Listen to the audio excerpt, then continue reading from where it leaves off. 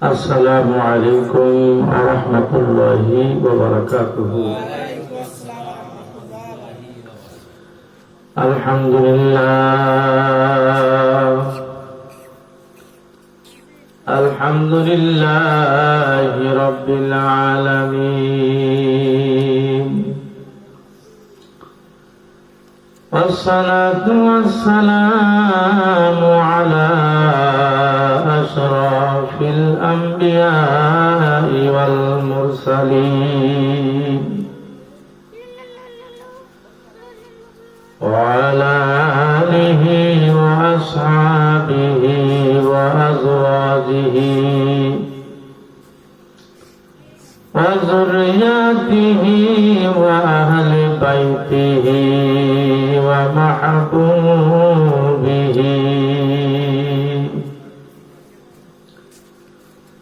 ومعشوقه وأولياء أمته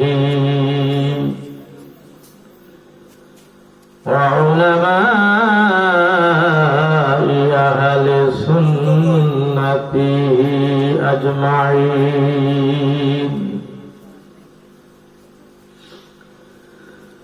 قال الله تعالى في كلامه المجيد وفرقانه الحميد: أعوذ بالله من الشيطان الرجيم. بسم الله الرحمن الرحيم. وما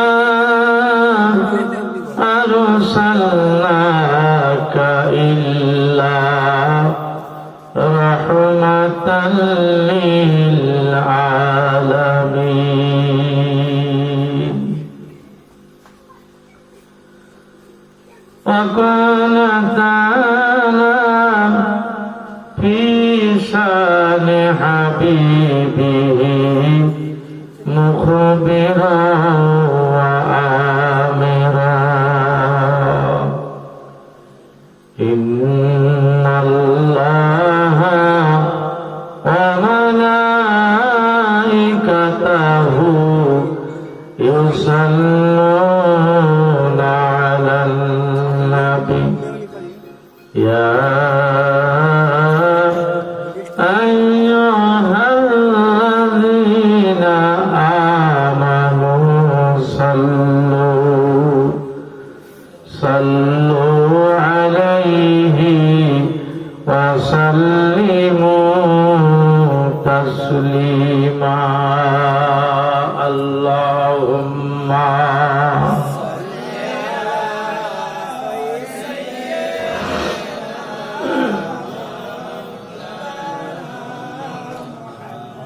وعلى آل سيدنا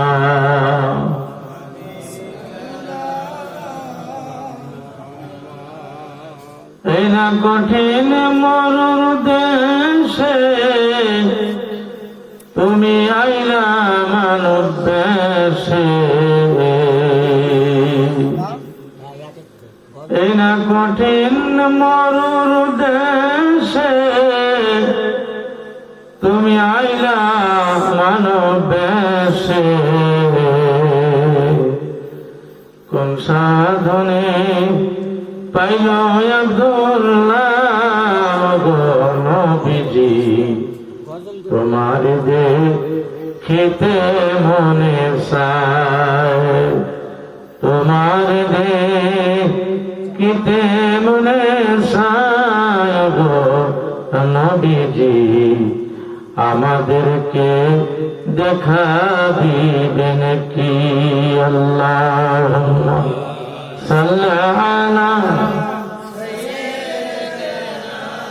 মাওলানা মুহাম্মদ ওয়া আলা সাইয়্যিদিনা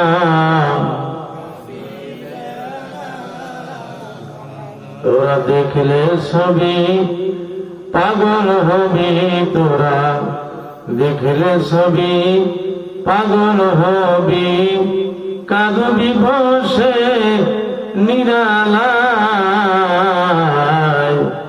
আমার নূরের নবী যে দেশে তেরা। আল্লাহুম্মা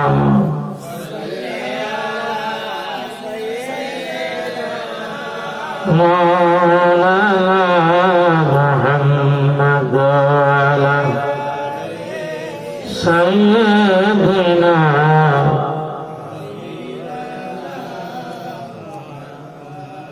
বালাগাল আলা বিকামালিহি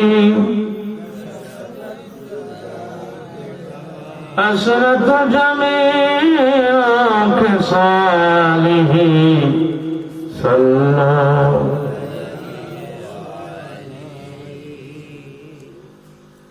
আলহাজ আব্দুর রহমান শিকারী সাহেবের বাড়িতে আজকে আজিম শান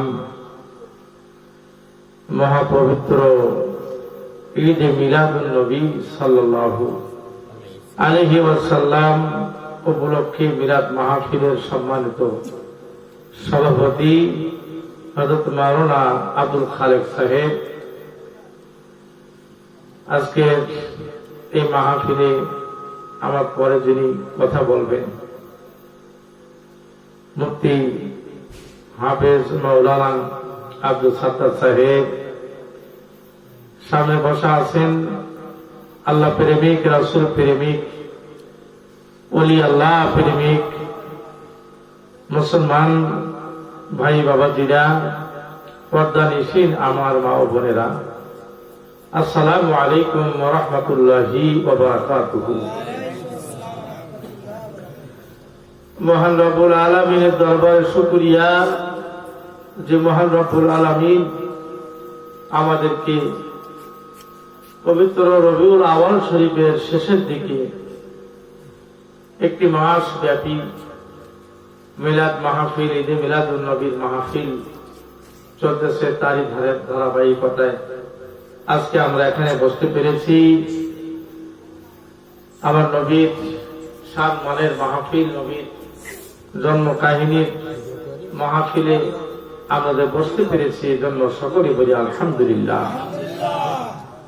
দরুদ আর সালাম তাজদারে মদিনা, নূরে মুজাসসাম হায়াতুন নবী, কামলি ওয়ালা নবী, সাইয়্যিদুল মুরসালিন, ইমামুল আম্বিয়া, রাউফুর রহিম, হাবিবুল্লাহ মুহাম্মদুর রাসূলুল্লাহ, সকলে বলি সাল্লাল্লাহু আলাইহি ওয়াসাল্লামের উপরে।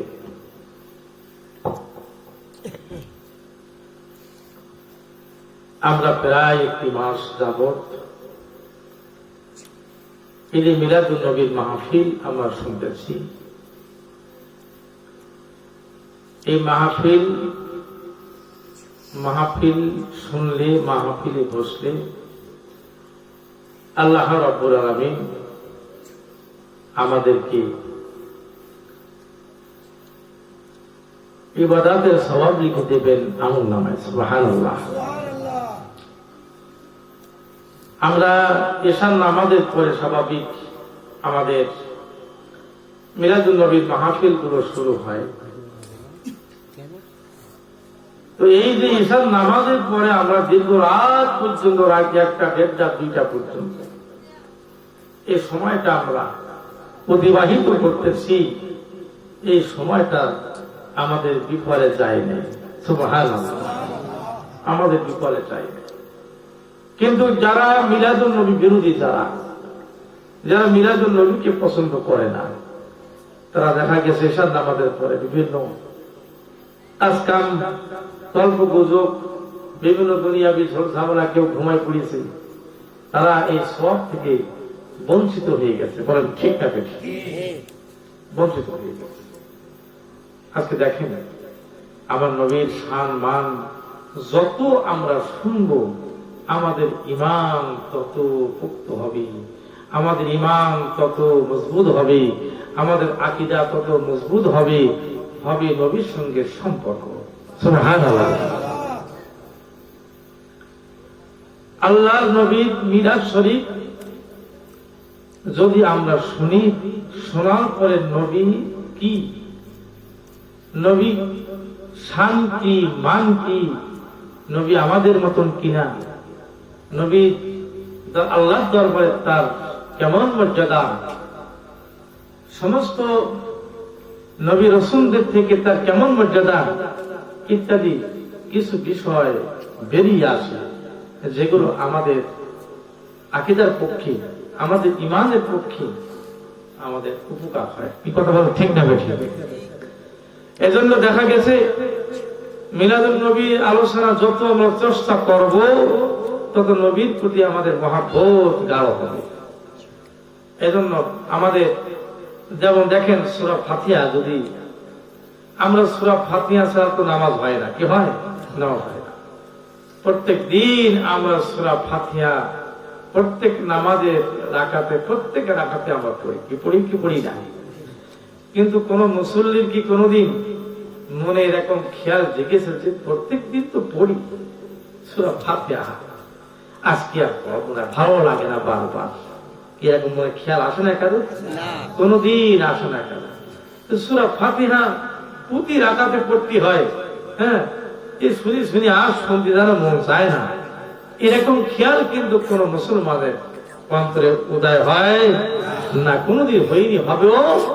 আমার নবীর মিলাদের আলোচনাও ঠিক তদ্রূপ, যত বলি তত শুনি তত ভালো লাগে, বারবার এক কথা যদিও আসে, তারপরও কখনো শ্রোতারা, আশিকে রাসূলিরা, তারা কখনো বলে না যে এটা পুরাতন একটা কাহিনী, আর বলার দরকার নেই। কি প্রত্যেক বছর তো মাস ব্যাপী মিলাদুন নবীর আলোচনা হচ্ছে, তারপরও আমরা সেখানে যাই, শুনি বারবার। কেন?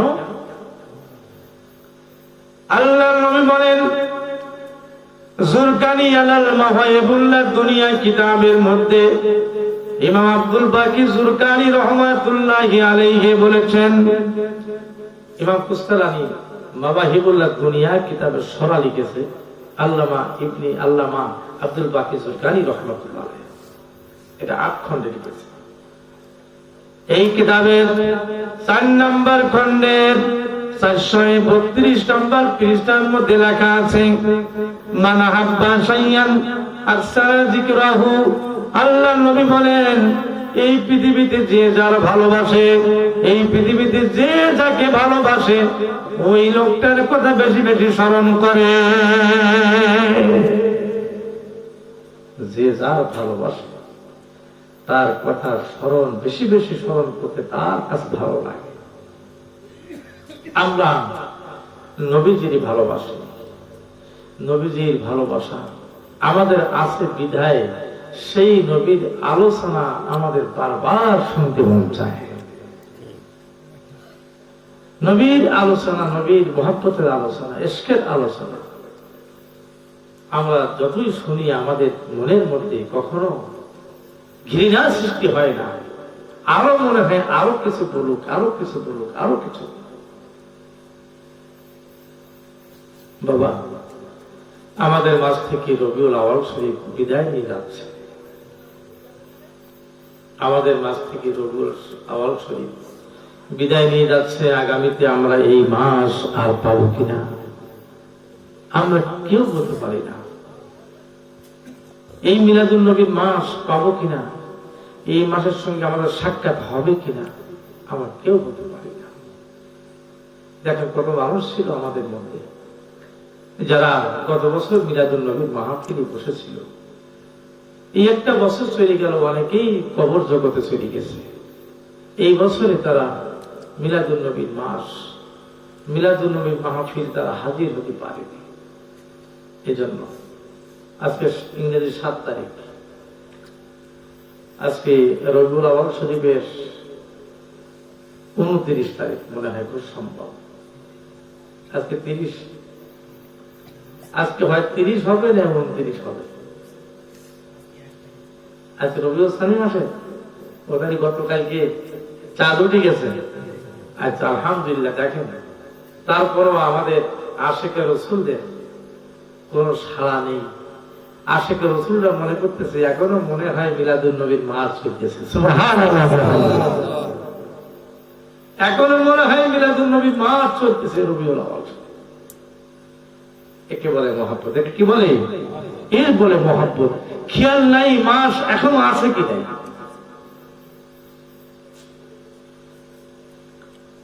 ভাইরা আমার, বাবা দিরা আমার, আল্লাহ রাব্বুল আলামিন,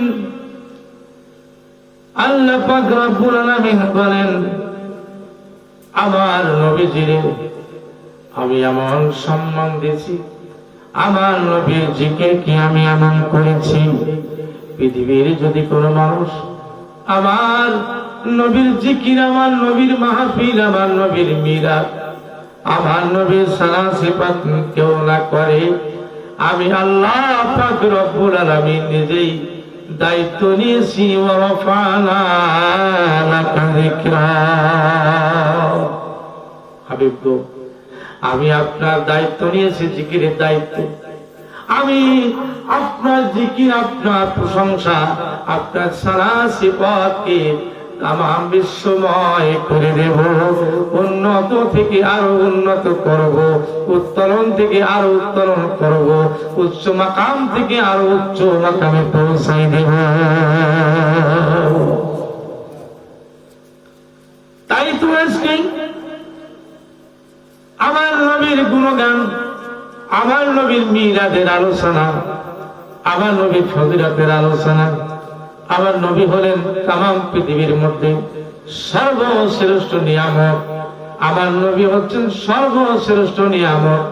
আল্লাহ পাক দুনিয়ায় যত নিয়ামত পাঠিয়েছেন, শাহ ওলিউল্লাহ মুহাদ্দিস দেহলভী রহমাতুল্লাহি আলাইহি হুজ্জাতুল্লাহিল বালিগা কিতাবের 2 নম্বর খণ্ডের 26 নম্বর পৃষ্ঠায় বলতেছেন, আল্লাহ তাআলা এই জগতের মধ্যে যত নিয়ামত দিয়েছেন, সকল নিয়ামতের মধ্যে শ্রেষ্ঠ নিয়ামত হলো 4টে নিয়ামত শ্রেষ্ঠ। 1 নাম্বার হলো নবী, নবীর নিয়ামত। 2 নম্বরে কাবা ঘর নিয়ামত। 3 নম্বর কুরআনুল কারীম নিয়ামত। 4 নম্বর পিতা মাতা নিয়ামত। 4টি নিয়ামত হলো শ্রেষ্ঠ নিয়ামত। এই 4টি নিয়ামতের মধ্যে আবার শ্রেষ্ঠ নিয়ামত হলো আমার নবী, আপনার নবী মুহাম্মদুর রাসূলুল্লাহ সাল্লাল্লাহু আলাইহি ওয়াসাল্লাম। সকল নিয়ামতের মূল আমার নবীকে দিয়ে শুরু হয়েছে দুনিয়া সৃষ্টি। সুবহানাল্লাহ। আমার নবীকে দিয়ে আল্লাহ শুরু করেছেন সৃষ্টি, মূল কেন্দ্রবিন্দু। নবী হচ্ছেন সবকিছু। এখন আবার একদল লোক বলতেছে না, ও হাদিস জাল। সুবহানাল্লাহ। ওদের বুঝদার দরকার আল্লাহ না, নবীকে সৃষ্টি না করলে কোনো কিন্তু সৃষ্টি হইতো না, এরকম হাদিস নাই। আর যদিও থাকে, এই হাদিসটা হলো জাল হাদিস বা নাউজুবিল্লাহ মিনাল জাল। আমার আল্লাহ বলেন, হুয়াল আউয়ালু ওয়াল আখিরু ওয়াল জাহিরু ওয়াল বাতিনু ওয়া হুয়া আলা কুল্লি শাইইন কাদির।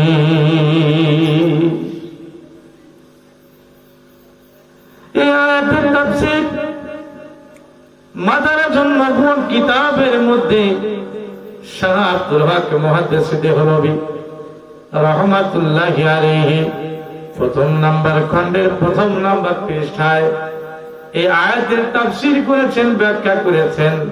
হুয়াল আউয়াল মানে তিনি প্রথম, তিনি প্রথম মানে আমার নবী প্রথম। নবী প্রথম কেন, কিভাবে? এখানে তিনি প্রায় যুক্তি দেখিয়েছেন 9টা যুক্তি। আমার নবীজি প্রথম, হুয়াল আউয়াল যে তিনি, এখানে 9টা যুক্তি দেখিয়েছেন। 1 নম্বর যুক্তি সেটা হলো আল্লাহ তাআলার সৃষ্টির ভিতরে সর্বপ্রথম সৃষ্টি হচ্ছেন আমার নবী। আউয়ালু মা খালাকাল্লাহু নবী, আল্লাহ সৃষ্টির সর্বপ্রথম সৃষ্টি হলো আমার নবী, এই জন্য তিনি হুয়াল আউয়াল। 2 নাম্বার, আল্লাহ যখন কোটি কোটি ফেরেশতাদের সম্মুখে আমার আল্লাহ বললেন আলাস্তু বিরাব্বিকুম, আমি কি তোমাদের প্রভু না, আমি কি তোমাদের সৃষ্টিকর্তা না? সকল রুহুদের ভিতরে, কোটি কোটি রুহুদের ভিতরে যিনি সর্বপ্রথম হা বলেছিলেন বা ক্বালু বালা যিনি বলেছিলেন, তিনি হচ্ছেন আপনার আমার নবী মুহাম্মদুর রাসূলুল্লাহ সাল্লাল্লাহু আলাইহি ওয়াসাল্লাম। আমার নবী সর্বপ্রথম হ্যাঁ সূচক জবাব দিয়েছিলেন, এই জন্য তিনি হচ্ছেন হুয়াল আউয়াল। এক কথায় আমার নবী হচ্ছেন প্রথম নবী, কি সৃষ্টি জগতের প্রথম আমার নবী। আল্লাহ তাআলা দেখেন, আল্লাহ তার ওসিলা দিয়ে, আল্লাহ ওসিলা ছাড়া, একটা মাধ্যম ছাড়া আল্লাহ কোন কাজ করেনি, আল্লাহ কাজ করেনি। তো আল্লাহ এই জগৎ সৃষ্টি করবেন, 7 আসমান 7 জমিন আল্লাহ সৃষ্টি করবে, এটা কি ওসিলা লাগবে না? লাগবে। এই জন্য আমার আল্লাহ তাআলা সমস্ত নবী রসুল পীর ওলি আউলিয়া মুমিন কাফের ইহুদি খ্রিস্টান পৃথিবীর যত কিছু যা কিছু আছে সকল কিছু আমার নবীর নূর দ্বারা সৃষ্টি করার পরে সর্বপ্রথম পৃথিবীতে কাকে পাঠাবে আমার আল্লাহ সিলেক্ট করলেন, যে আমি সর্বপ্রথম মানব জাতি হিসাবে, মানব হিসাবে, নবী হিসাবে আমি কাকে পাঠাবো? আমার আল্লাহ নির্দিষ্ট করলেন বাবা আদম আলাইহিস সালাতু ওয়াস সালাম। আদম আলাইহিস সালাতু ওয়াস সালাম,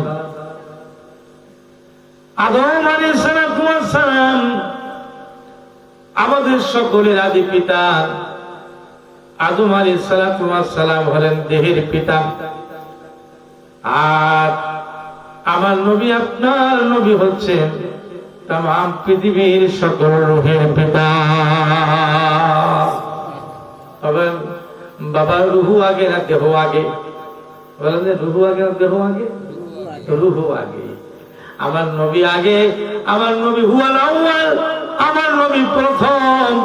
আমার নবীর রুহু মুবারককে আল্লাহ পাক রব্বুল আমিন সর্বপ্রথম সৃষ্টি করেছেন, হুয়াল আউয়াল। আদম আলাইহিস সালাম দেহের পিতা আর রূহের পিতা আমার নবী। তখন এখানে বোঝা যায় আদম আলাইহিস সালাম যদিও আদি পিতা, দেহের পিতা, মানব জাতির পিতা, কিন্তু রূহুর পিতা হিসাবে আদম আলাইহিস সালামেরও পিতা আপনার আমার নূরের নবী মুহাম্মদুর রাসূলুল্লাহ সাল্লাল্লাহু আলাইহি ওয়াসাল্লাম। তাই না? আদমেরও রূহের পিতা আমার নবী। আদম আলাইহিস সালামকে আল্লাহ পাক রব্বুল আলামিন যখন সৃষ্টি করলেন, আদম আলাইহিস সালামকে পূর্ণ দেহ সৃষ্টি করবেন, রূহ সৃষ্টি হয়ে গেছে। আদম আলাইহিস সালামের দেহ আল্লাহ সৃষ্টি করবে। আদম আলাইহিস সালামকে যখন সৃষ্টি করার মনস্থ করলেন, হযরতে জিবরাইল আলাইহিস সালামকে পাঠাই দিলেন, ও জিবরাইল পৃথিবীর বুকে যাও, আমি আদম বানাবো, আদম সৃষ্টি করব, মাটি নিয়ে এসো। আল্লাহ তাআলার হুকুমে হযরতে আজরাইল আলাইহিস সালাম, আজরাইল আলাইহিস সালাম, জিবরাইল গেলেন প্রথমে, কিন্তু মাটি যাইতে স্বীকার হইল না। মিকাইল গেল, যাইতে স্বীকার হলো না। ইসরাফিল আসলো, মাটি বাধা প্রদান করলো, এক কায়দায় 3 জন ফিরে গেল। আমার আল্লাহ এবার আজরাইল আলাইহিস সালামকে পাঠাই দিলেন, আজরাইল যাও দুনিয়ার বুকে মাটি নিয়ে এসো, আমি আদম বানাবো। আদম আলাইহিস সালামের খল্প আমার আল্লাহ সৃষ্টি করবে। এইবার জিবরাইল, এবার হযরতে আজরাইল আলাইহিস সালাম জমিনের বুকে আসলেন। যখন মাটিতে হাত রাখলেন, জমিন ক্রন্দন করতে লাগলো। আল্লাহ তাআলার হুকুম পালন করতে হবে একদিকে, আজরাইল চিন্তা করল আল্লাহর হুকুম, আমি আল্লাহর হুকুম তামিল করব। মাটি রে, আমি তোর কান্না দেখি আমি ফিরে যাব না, ফিরে যাব না। আজরাইল আলাইহিস সালাম বিভিন্ন জায়গা থেকে মাটি নিয়ে আল্লাহ তাআলার দরবারে হাজির হয়ে গেছে। আমার আল্লাহ দেখলো বাকি তিনজন ফেরেশতা ফিরে এসেছে, আজরাইল আলাইহিস সালাম ফিরে আসে নাই। আজরাইল ক্রন্দন মানে নাই, চিৎকার মানে নাই, দুঃখ মানে নাই। আমার আল্লাহ বলেন, আজরাইল তুমি পারবা, আমি যে আদম সৃষ্টি করব, আদম জাতির যখন মৃত্যুর সময় হয়ে যাবে তাদের জানটা কবজ করতে হবে। এই জান কবজের দায়িত্ব আজরাইল আমি তোমারে দিয়ে দিলাম। মনে দয়া নাই, মায়া নাই? কি আজরাইলের দয়া কি দয়া আছে না? আজরাইলের কোন দয়া নেই, আজরাইলের কোন মায়া নেই। রূহ কবজের ক্ষেত্রে সে যেমন একটা শিশু বাচ্চা মায়ের পেটে থাকা অবস্থায় যেমন জান কবজ করতে পারে, মায়ের কোল থেকে খালি করতেও পারে, একটা অতি গরিব মানুষকে, অতি জীর্ণ শীর্ণ দুর্বল ব্যক্তিকেও সে যেমন জান কবজ করতে পারে। তার কাছে কোনো বাধা বিঘ্ন, তার কোনো অনুমতি লাগে না, তার কারো ঘরে ঢুকতে অনুমতি লাগে না, শুধু আল্লাহর হুকুম হলেই সে জান কবজ করে নেয়। তার মনের মধ্যে কোনো দয়া নেই। আল্লাহ বলে, আজরাইল এই দায়িত্ব তুমি পালন করো। আজরাইল কিন্তু প্রথমে মানুষের বেশে একেবারে অবিকল মানুষের মতন হয়ে এসে জানটাকে বের করে চলে গেছে। তাফসীর ইবনে কাসিরের মধ্যে লেখে, এইভাবে যখন আজরাইল মানুষের বেশে মানুষের আকৃতি দেয়, মানুষ হয়ে মানুষের জীবন কেড়ে নিতে আরম্ভ করলো, তখন মানুষ তার আত্মীয় স্বজন যার জান কবজ করা হয়েছে তার নিকট আত্মীয়রা গালিগালাজ করে, অভিশাপ দেয়, বিভিন্ন কথাবার্তা বলে। আজরাইল বলে, আল্লাহ গো এই দায়িত্ব আমি নেব না, কারণ আমাকে অনেক গালিগালাজ দেয়। আমার আল্লাহ বললেন, আজরাইল রে, আমি এমন একটা পরিবেশ সৃষ্টি করব জীবনে তোমার নাম কোনদিন আর কেউ করবে না যে আজরাইল জান কবজ করেছে। আমি মানুষের মৃত্যু ঘটাবো, তোমার দ্বারাই কিন্তু মানুষ বলবে অ্যাক্সিডেন্ট করেছে, রাস্তায় গলায় দড়ি দিয়েছে, গাছে বিষ খেয়েছে, পাতলা পায়খানা ডায়রিয়া হয়েছে, স্ট্রোক করে মরেছে, লিভার রোগে মরে গেছে। একটা রোগ সৃষ্টি করব, রোগ দিয়ে ওই রোগের নাম করবে রে আজরাইল। জীবনে তোমার কথা কোনদিন কেউ বলবে না, আজরাইল জান কবজ করে নিয়ে গেছে। কেউ বলে না কোনদিন। সবাই বলে কি স্ট্রোক করি, লোকে কি করে মরে গেছে, তাই স্ট্রোক হয়েছে। কি হয়েছে? ওর লিভারে ক্যান্সার হয়েছে। কি হয়েছে? তোর কিডনি নষ্ট হয়ে গেছে। কি হয়েছে? ব্রেনের মধ্যে টিউমার অপারেশন করতে গিয়ে মরে গেছে। কোনদিন কেউ বলে আজরাইল জান কবজ করেছে? জীবনে কেউ কোনদিন বলে, আমরা মুখে একবারও বলিনি যে আজরাইল জান নিয়ে গেছে। দেখেছেন তো আল্লাহ কেমন কর্মকাণ্ড ঘটেই দেখেছেন তো। কোশ্চিন কালে আমরা বলিনি যে আজরাইল জান নিয়ে গেছে। কি হয়েছে? করোনা হয়েছে, মরে গেছে। করোনা হয়ে গেছে। দেখেছে মৃত্যু দেয় কেটা? ঘটায় কে? আল্লাহ। জান কবজ আল্লাহর হুকুমে আজরাইল। তার নাম তো তোমার একবারও করে দিত।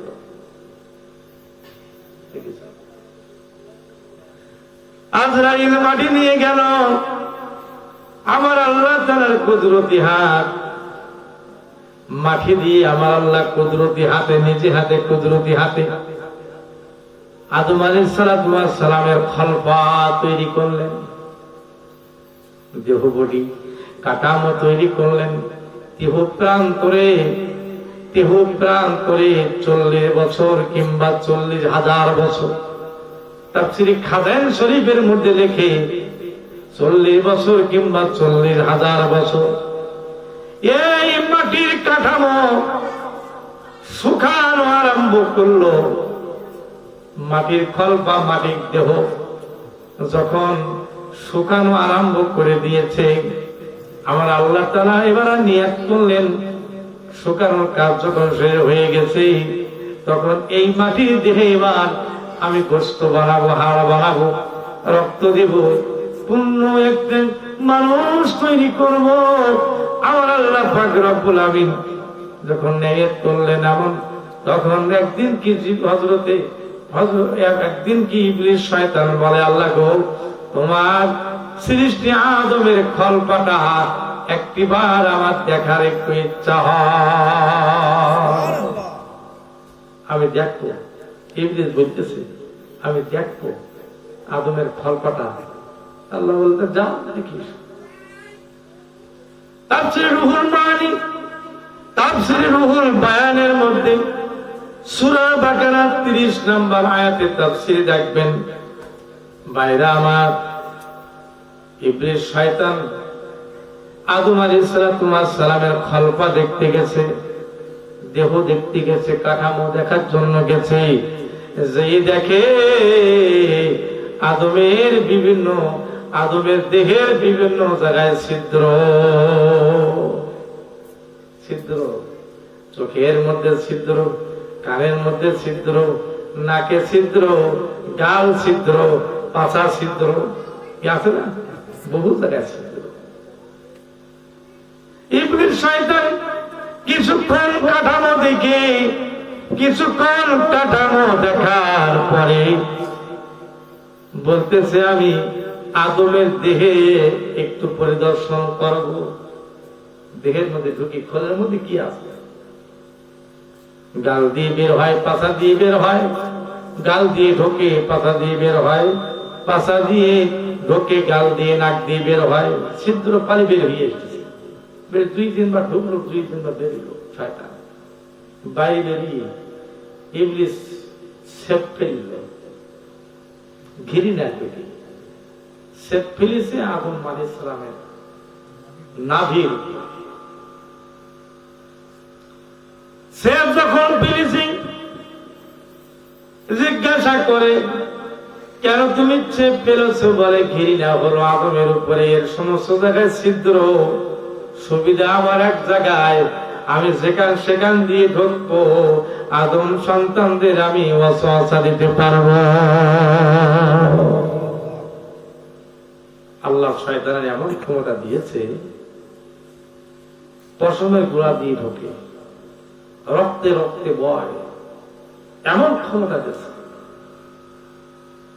শয়তান যখন শয়তান হলো, আজাজিল যখন শয়তান হলো, অভিশাপ প্রাপ্ত হলো, আমার আল্লাহ যখন তাকে তাড়াই দিলেন, আল্লাহর কাছে বলেন, আল্লাহ গো, তুমি যখন আমার তাড়াই দিয়েছো জান্নাত থেকে, বেহেশত থেকে, অভিশাপ দিয়ে দিয়েছো কিয়ামত পর্যন্ত, আল্লাহ 3টা জিনিস আমার দান করা লাগবে। আল্লাহ বলে কি সে 3টে জিনিস? একটা হলো, 1 নম্বর হলো আমার কিয়ামত পর্যন্ত হায়াত দেওয়া লাগবে, কিয়ামত পর্যন্ত আমার হায়াত দেওয়া লাগবে। আল্লাহ বললেন দিলাম, কিয়ামত পর্যন্ত হায়াত আমি দিলাম। তারপর কি বলল আল্লাহ, আদম সন্তানের প্রত্যেকটা পশমের গোড়া দিয়ে আমাকে ঢোকার ক্ষমতা দেওয়া লাগবে। আমার আল্লাহ বললেন দে দিলাম, যা। তারপর বল কি বলল, আমি আদম সন্তানের ওয়াসওয়াসা দিয়ে কুমন্ত্রণা দিয়ে আমার দলে ফিরাবো। আল্লাহ তুমি কিছু বলতে পারবা না। এই 3টে জিনিস আল্লাহ বলেন ঠিক আছে দিলাম। ফেরেশতারা কয় আল্লাহ তোমার আদম বানিয়ে লাভটা কি? সব তো শয়তানের ধরে বেঁচে যাবে। তুমি এই 3টে ক্ষমতা, সেই বড় বড় 3টে ক্ষমতা তুমি দিয়ে ফেললি। আল্লাহ বলেন একটা ক্ষমতা আমার হাতে আছে, সুবহানাল্লাহ। আমি একটা ক্ষমতা মনে দেই নাই, ও আমার কাছে চায়ও নাই। বলে কি আল্লাহ সেটা?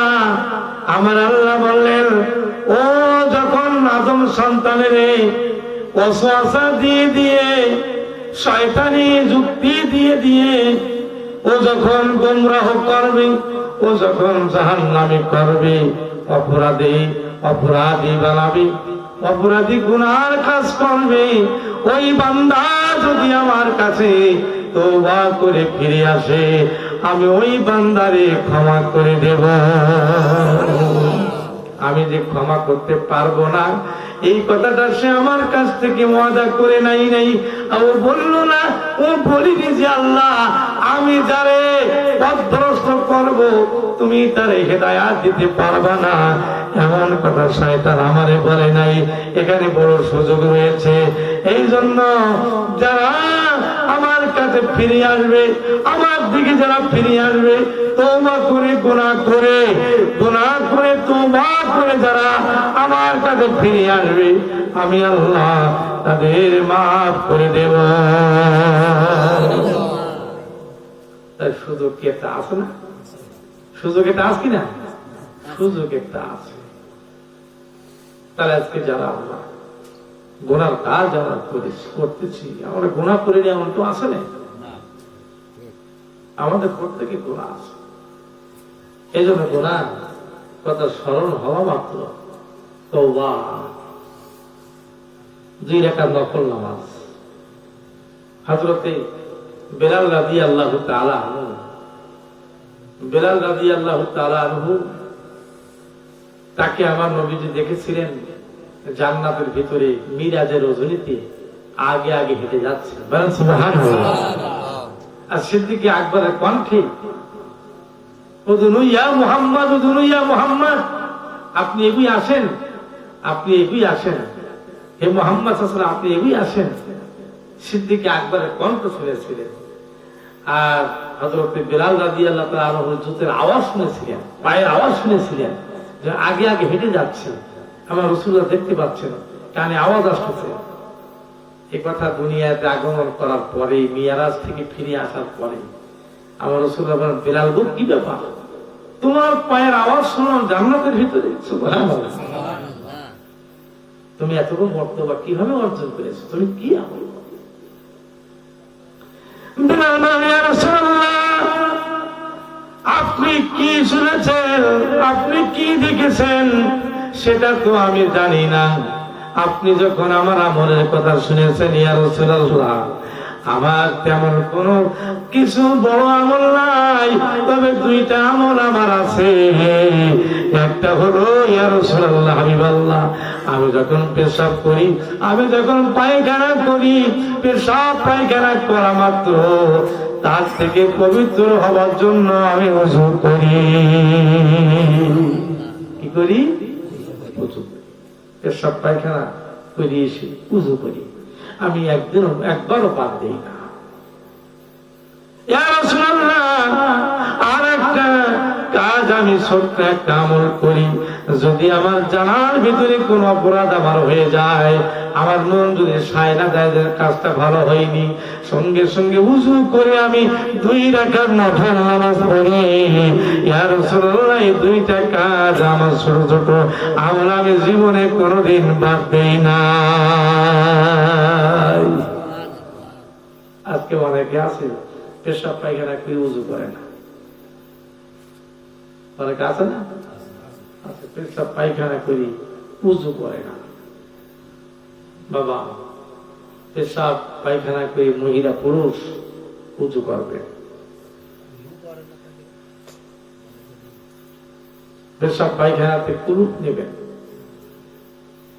আজকে পাক না পাকে বড় অভাব, পাক না পাকে বড় অভাব আমাদের। আমরা পেশাব পায়খানা পুরুষ মহিলা আজকে আমরা এই পাক না পাক আমরা বুঝি না।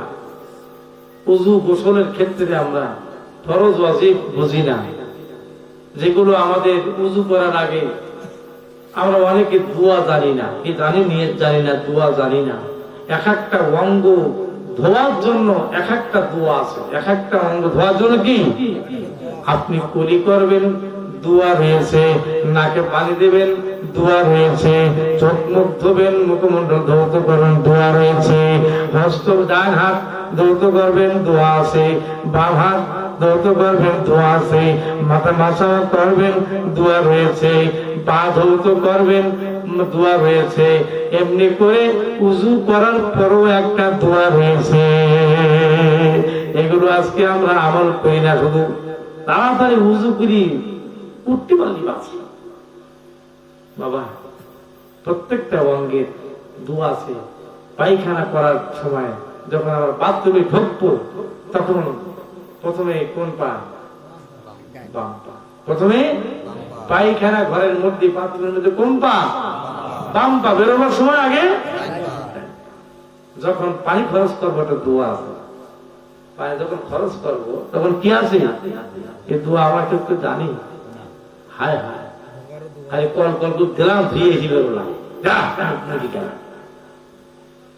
দেখেন কত দোয়া আমরা আমার হিসনে হাসিন কিতাবের ভিতরে, হিসনে হাসিন, আল্লামা ইমাম জাজরি রহমাতুল্লাহি আলাইহি, তিনি বিখ্যাত একটা কিতাব লিখেছেন, হিসনে হাসিন। আজকের কিতাব না, এখান থেকে প্রায় 700-800 বছর আগের কিতাব হিসনে হাসিন। এর ভিতরে দোয়ার ভান্ডার। এই দোয়ার ভান্ডার, এই হিসনে হাসিন কিতাবটা আপনারা কেনবেন। বাংলায় বেরিয়ে গেছে, আপনি এখন বাংলা অনুবাদ হয়ে গেছে। লাইব্রেরিতে খোঁজ দেবেন, হয়তো সাতক্ষীরার মধ্যে পাওয়া যেতে পারে, নাও নাও পারে। হিসনে হাসিন এই কিতাবটা আপনারা সংগ্রহ করার চেষ্টা করবেন, ঘরে ঘরে রাখবেন। দোয়ার ভান্ডার আল্লামা জাজরি রহমাতুল্লাহি আলাইহি, তিনি এই কিতাবটা লিখেছেন। একজন বিখ্যাত বড়, তাম পৃথিবী বিখ্যাত ইমাম ছিলেন। এর মধ্যে অনেক দোয়া দুরূদ লিখেছে। বাবা, আজকে আমরা পায়খানা, দেখেন একটা কথা মনে পড়ে গেল, এই বাথরুমের পানি খরচ করার একটা দোয়া, মানে একটা ঘটনা মনে পড়ে গেল। আজকে অবস্থা কেমন হয়েছে আমাদের? হাদিস কোরআন সব ঠিক আছে, পুরাতন ভান্ডার। হাদিস কোরআন কি? পুরাতন ভান্ডার। এই ভান্ডারে আমরা চোখ বোলাই না, ভান্ডার আমরা দেখি না। কিতাব পড়া মানুষ নেই, আরবি নফসি কিতাব পড়া আলেম নেই। না বুঝে না শুনে আজকে মিলাদুন নবীর বিরুদ্ধে, আহলে সুন্নাহ ওয়াল জামাতের কত মত পথের বিরুদ্ধে আজকে কথা বলা হচ্ছে, অথচ সেগুলো কিতাবের মধ্যে মজুদ রয়েছে। সেগুলো না পড়েই আমরা বলতেছি যে ওগুলো কিতাবে নাই, ওটা হলো বিদআত। একজন লোক গেছে বাথরুমে, বাথরুমটা রাস্তার কানায় পেরায়, বাথরুমের সামনে দিয়ে লোকজন চলাচল করে। তো লোকটা বাথরুম করা শেষ হয়ে গেছে, পানি খরচ করতেছে। পানি যখন খরচ করতেছে, তখন পানি খরচ করার দোয়া সে পড়তেছে। দোয়া পড়তেছে ঠিক, কিন্তু দোয়াটা ভুল হয়ে যাচ্ছে, ভুল হয়ে যাচ্ছে। দোয়াটা সে পড়তেছে, নাকে যে পানি দেয়, নাকের ছিদ্র আছে না, নাকের ছিদ্র, এই নাকের ছিদ্র পানি দেওয়ার সময় যে দোয়া পড়তে, এই দোয়াটা পড়তেছে পানি খরচ করার সময়। হঠাৎ করে ওই পথ দিয়ে, ঠিক ওই টাইমে একজন জান নেওয়ার লোক যাচ্ছে, ওই বাথরুমের সামনে দিয়ে হেঁটে হেঁটে জোরে জোরে পারা করতেছ, তো সেও এই দোয়া জানে বিধায় ও সঙ্গে দাঁড়িয়ে গেল, কি দোয়া পড়তেছে, করতেছ তো পানি খরচ, আর দোয়া পড়ে নাকে পানি দেওয়া, দোয়া পড়তেছে, বুঝতে গেছে তো? দোয়া পড়িস কোন জায়গা? নাকে পানি দেওয়া দোয়া পড়তেছে। এখন ও দাঁড়িয়ে গেছে, একটু বেরোলি হয়, ওরা দোয়া শিখিয়ে দেওয়া কায়দা মতো। হ্যাঁ, তুই এক জায়গায় দোয়া এক জায়গায় লাগাচ্ছিস, তো দাঁড়া। এখন সে বেরিয়ে পানি খরচ করে বেরিয়েছে, যখন বেরিয়েছে তখন ওই বাথরুম করার সময়, পানি খরচ সময়, পানি খরচ যখন করতে তখন কি দোয়া ফুটেলে বলো? তা বলতেছে, কেন আমার ভুলেই গেলেন? না ভুল হোক তুই কদিন দেখি তুই এখন সেই দোয়া পড়িয়েছে তুই এই দোয়া পড়তিস কেন? তুই কেন দোয়া কি ভুল আর নাই? দোয়া তোর ভুল নি, তো দোয়া ঠিক আছে, তো সাদা পাল নেই গেছে। কি বললি গেছে? তো দোয়া ঠিক আছে, সাদা পাল নেই গেছে, মানে পাশার সাদা আর নাকের সাদা। এই নাকের সাদা দোয়া কোন জায়গায় গেছে? পাশার সাদায়। ওই তো দোয়া ঠিক আছে, কিন্তু পরিবর্তন হয়েছে কি সাদা। আজকে ভাইরা সব ঠিক আছে, কোরআন হাদিস সব ঠিক আছে, পরিবর্তন হয়ে গেছে আমরা। কি কথা ঠিক কি হয়ে গেছে? কোরআন হাদিস কিয়াস সব ঠিক আছে, পরিবর্তন হয়ে গেছে কারা? আমরা পরিবর্তন হয়ে গেছি, আমরা পরিবর্তন হয়ে গেছি। এই জন্য আমরা এই ঘরোয়া পরিবেশের এই মাহফিলে আমাদের কত জিনিস আমরা জানিনি, এগুলো আমাদের জানা। দেখবেন তাবলীগ জামাত যারা মসজিদে মসজিদে খায় আর ঘুমায়, মানে টবলা টবলি নিয়ে রান্না বাড়া করে করে খায়, ওরা বলো একটা জিনিস বেশ ভালো কাজ করে, বলো দোয়া দূরত্ব বেশ শিখে 3 সিল্লারে দিয়ে একজন বড় মুক্তি হয়ে যায়। বলো 3 সিল্লার বড় মুক্তি, যা আমরা ক্লাসে 24 বছর পড়ি 26 বছর পড়িও, হ্যাঁ আমরা বলতে পারি যে আমরা মুক্তি, আমরা 3 সিল্লা দিয়ে আসি তো বলে।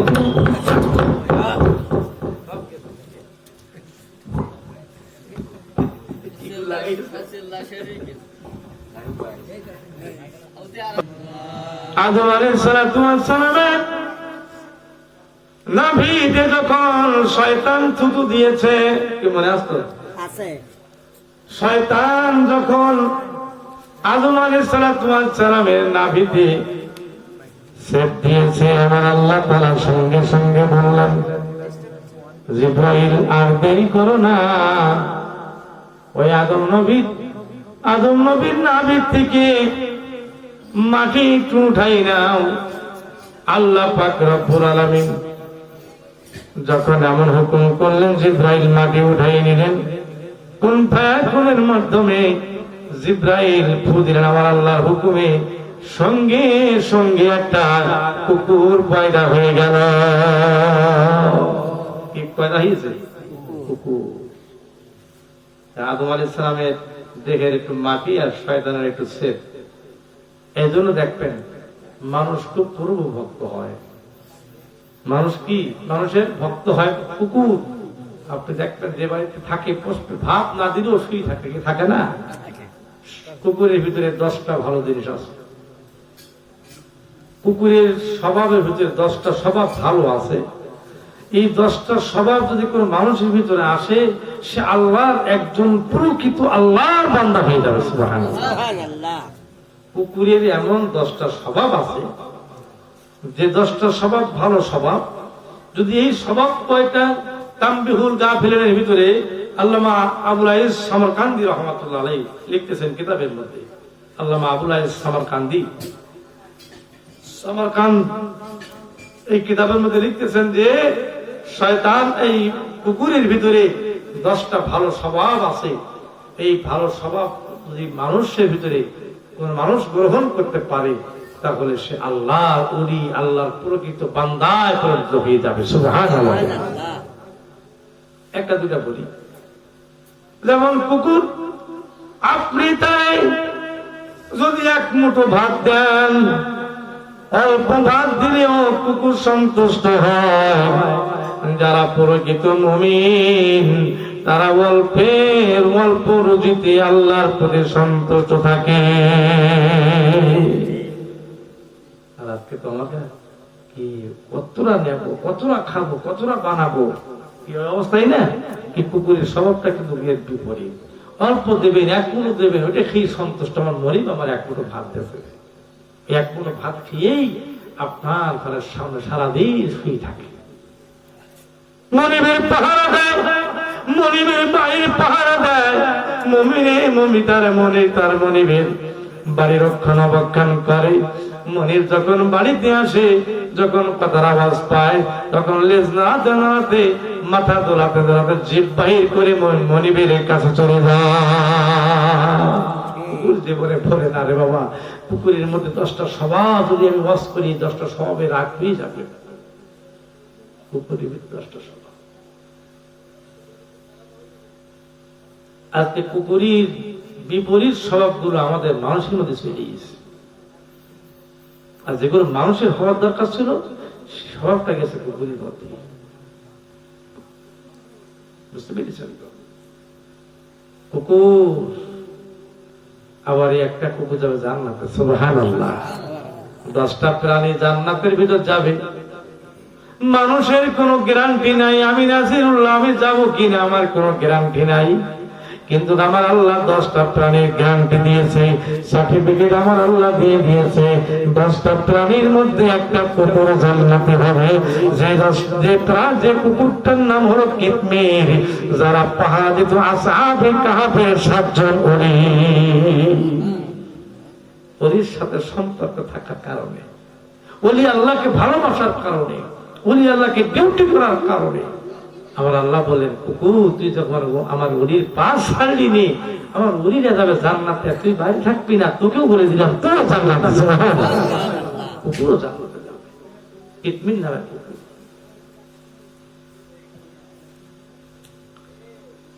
আল্লাহুম্মা সাল্লি আলা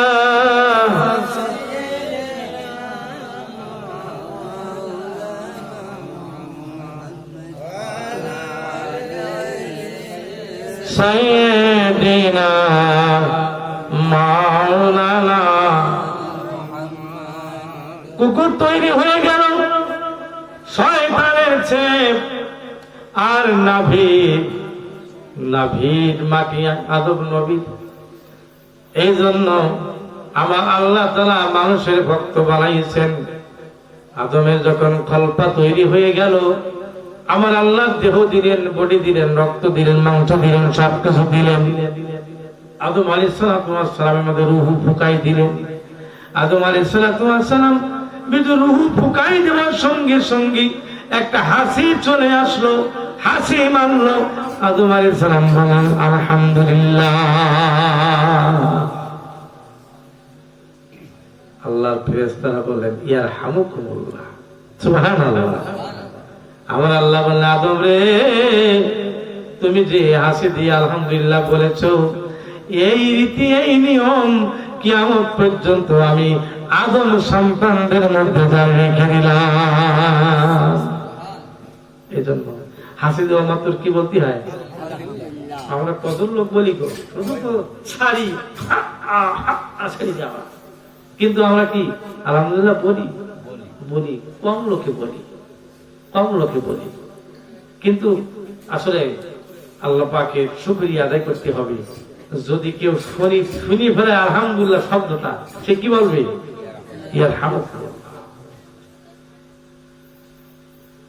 এই আমল যদি না থাকে আমাদের, আমলে কি হয়? আউলিয়া আমলে কি হয়? আউলি হয়। আমল আমাদের কই? ছোট ছোট দোয়া দুরূদ, এগুলো উঠতে বসতে খাইতে শুইতে অনেক কিছু আমাদের প্রয়োজন, এগুলো তো আমরা জানি না, এগুলো আমাদের শিখতে হবে।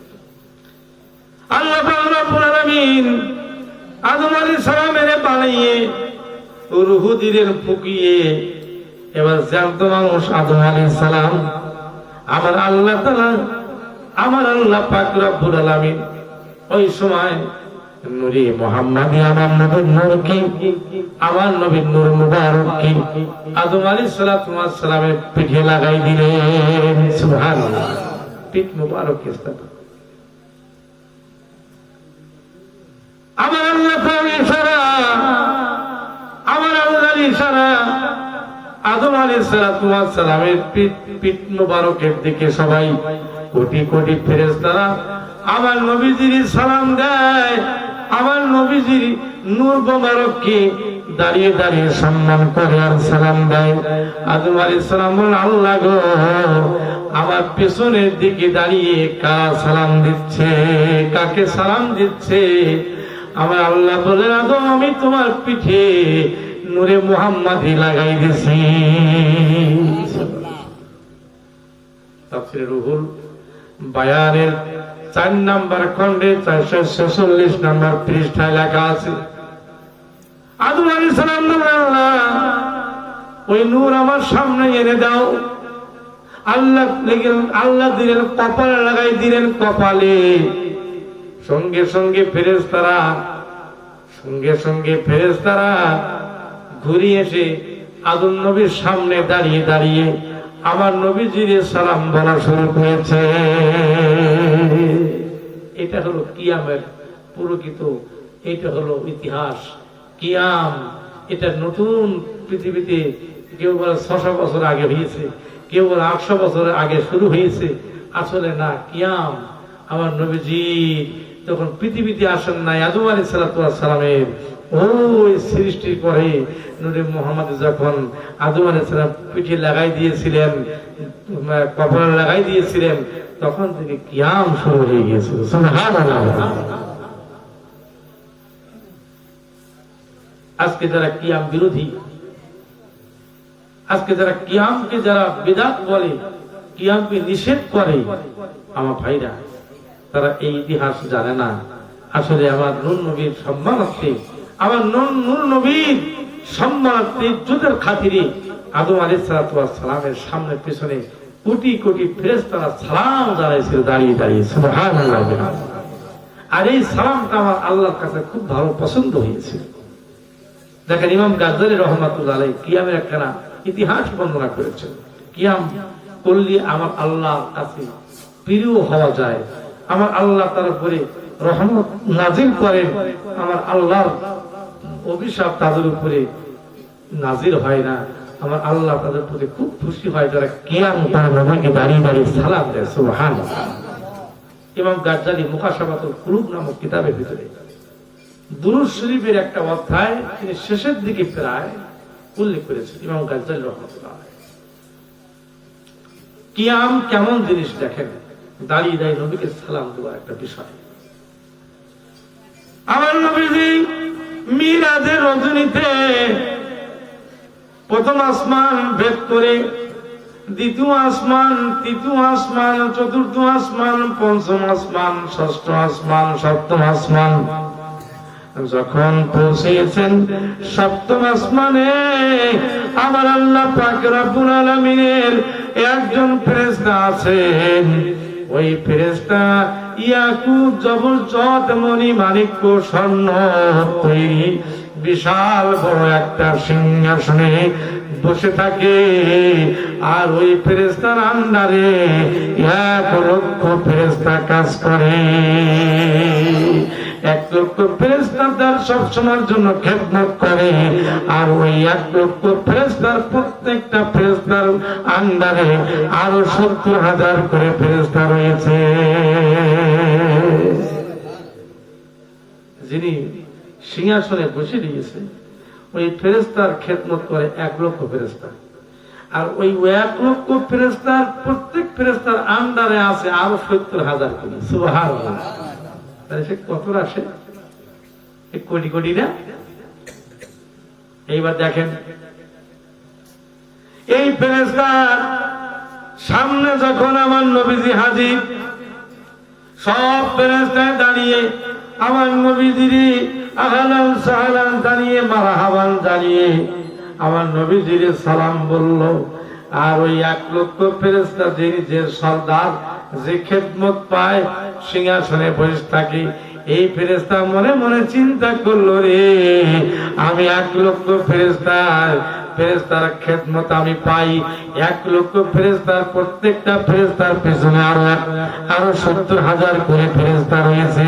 আমি কত বড় দামি, আমি কত বড় সম্মানী, আমি কেন দাঁড়িয়ে নবীজির সালাম দেব? নবীজির সালাম ওই ফেরেশতায় দেয় নাই, আমার আল্লাহর কাছে ভালো লাগে নাই। আমার আল্লাহ তার প্রতি গুসার নজর দিলেন, রাগের নজর দিলেন, অভিশাপের নজর দিলেন। ওই ফেরেশতাকে জিবরাইলের মাধ্যমে আমার আল্লাহ বললেন, ফেরেশতা জিবরাইল ওই দুনিয়ায় নিক্ষেপ করে দাও, তবে ওর দৃশ্যটা বানাবা একটা গোস্তের দলার মতন, বলের মতো কালো মিশমিশ, পুরি কালো ছাই হয়ে গেছে, কালো মিশমিশ করতেছে। এরকম একটা ফুটবলের মতন একটা গোস্তের দলা পড়ে দিয়েছে জঙ্গলের মধ্যে। আল্লাহ বললেন, ফেল দাও। জান্নাত থেকে তাজ ফেলে যাও দুনিয়ায়, অভিশাপ করে। আমার নবীজি দাঁড়িয়ে সালাম পেশ করে নাই। বহুদিন পরে হযরত জিবরাইল আলাইহিস সালাতু ওয়াস সালাম আমার নবীর দরবারে আসতেছেন ওহী নিয়ে। হঠাৎ করে জিবরাইল আলাইহিস সালামের নজর পড়ে গেল জঙ্গলের দিকে, মাটিতে যেন কি এটা পড়ে দিয়েছে। দেখ, এটা তো আল্লাহর ইশারা, ইতিহাস সৃষ্টি করবে তোমার আল্লাহ। এই অস্ত্র আমরা করবো মানুষের সজাগ করার জন্য, আমার আল্লাহ তো ইতিহাস এটা তৈরি করবে। তো জিবরাইল ওখানে গেছে, কি গো তুমি কেডা? মানুষ না জিন না ফেরেশতা না কি? উদ্ভুত একটা জিনিস, মাটির মানে গোষ্ঠের দলা, কিছু বোঝা যায় না তো কি জিনিসটা। কথা বলে, সালাম দেয়, পেশ করে। জিবরাইল, তোমার কি মনে নাই? কি মনে থাকবে? বহুদিন আগের কথা, ওই যে মিরাজের রজনীতে আমি নবীজিকে দাঁড়িয়ে সালাম দেইনি, আল্লাহ আমার উপর রাগ করি, আমার উপরে রাগান্বিত হই, আমার উপরে অভিশাপ দিই, তোমার মাধ্যমে ওই যে ফেলে দিয়েছিল এই জঙ্গলের ভিতরে, আমি সেই ফেরেশতা। আমার কি ক্ষমা হবে না? ভুল করেছে জীবনে, আমার কি ক্ষমা হবে না? তা তো আমি বলতে পারবো না। জিবরাইল বললেন, তুমি একটু যাও, দেখো আমি ভুল করেছি, আমার ক্ষমা হবে কিনা। জিবরাইল আলাইহিস সালাম আল্লাহ দরবারে গেলেন। আল্লাহ গো, তোমার ওই ফেরেশতা, ওই যে ফেরেশতা মিরাজের রজনীর ফেরেশতা, আল্লাহ তার সঙ্গে আজকে আমার সাক্ষাৎ হয়ে গেছে। তোমার কাছে ক্ষমা চায়, তোমার সঙ্গে বলার জন্য আমাকে বলে, আল্লাহ গো ক্ষমা হবে কিনা, ক্ষমা করা যায় কিনা। আমার আল্লাহ বললেন, জিবরাইল ক্ষমা তো আমি করতে পারি না, ক্ষমা যদি করে আমার হাবিব নবী করবে। আমার হাবিব নবী করবে, কারণ বিয়াদবি কার সঙ্গে করেছে? নবীর সঙ্গে করেছে। নবী যদি ক্ষমা করে দেয় তাহলে ক্ষমা হবে, যদি নবী যদি ক্ষমা না করে আমি আল্লাহ ক্ষমা করতে পারবো? নারায় তাকবীর, নারায় সালাত। আমার ভাইরা,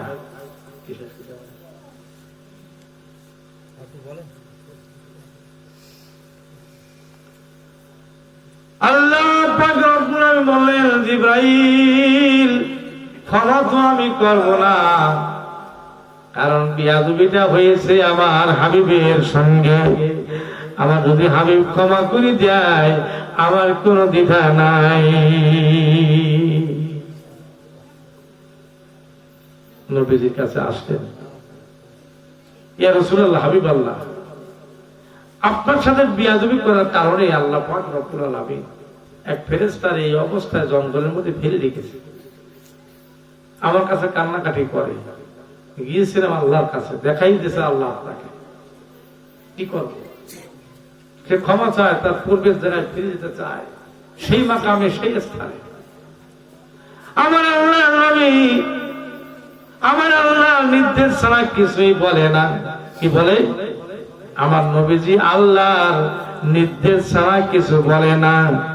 আমার আল্লাহ রব্বুল আলামিনের হাবিব বললেন, আমার আল্লাহ যেটা বলবি আমাকে, আমি সেটা করব।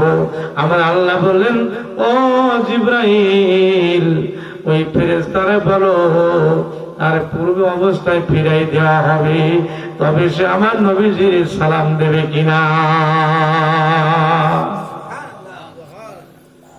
যদি আমার নবীজির সালাম দেয়, নবীজির সালাম সে আগে দেবে কিনা। যদি সালাম দেয় তাহলে আমি মাফ করে দেব, যদি সালাম যদি না দেওয়ার কথা স্বীকার করে তোর কোশ্চিন কালে আমি মাফ করব না। ফেরেশতা বলল, এ জিবরাইল, আল্লাহকে দিয়ে বলো আমি নবীজির সালাম না দিয়ে ভুল কাজ করেছি, আজকে আমি এই অভিশাপ নিয়ে জঙ্গলের মধ্যে অবস্থায় আমি অবস্থান করতেছি গো, আমি এই ভুল আর করবো না। আল্লাহ যদি আমারে পূর্বের জায়গায় ফিরাই দেয়, আল্লাহ যদি আমাকে পূর্বের মতন দেহ দান করে, আমার সর্বপ্রথম কাজ হবে নবীজিকে সালাম দেওয়া।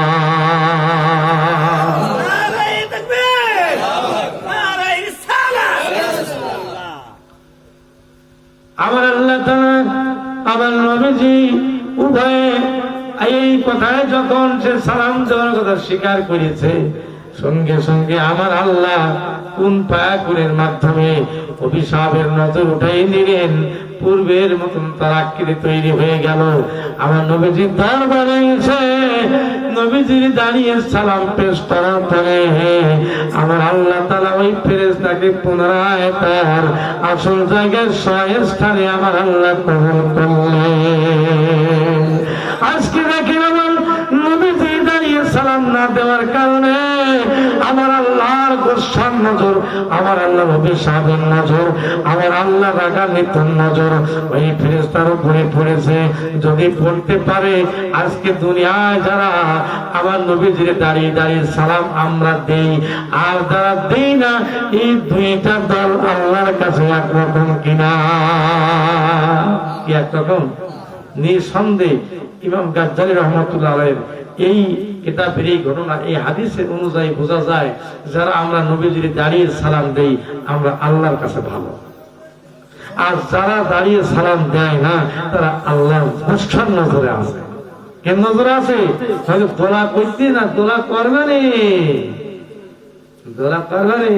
কোন জায়গায় সাদা কাপড়ের মোড় পাঁচ দিক দিবেন যখন, আর যখন ওই মাথার দিক যখন দিবেন তখন দোলা এমনি হয়ে আসবে না। এখানে লেখতুবেন কবরের মধ্যে ফেলি, লেখতুবেন খালি এদের লাগবে, ওদের লাগবে, এদের লাগবে, ওদের লাগবে, লাভ দিবেন খালি কবরের মধ্যে, ফুটবল খেলবে ওই জায়গায় ফেলি। ইয়া নবী সালাম আলাইহি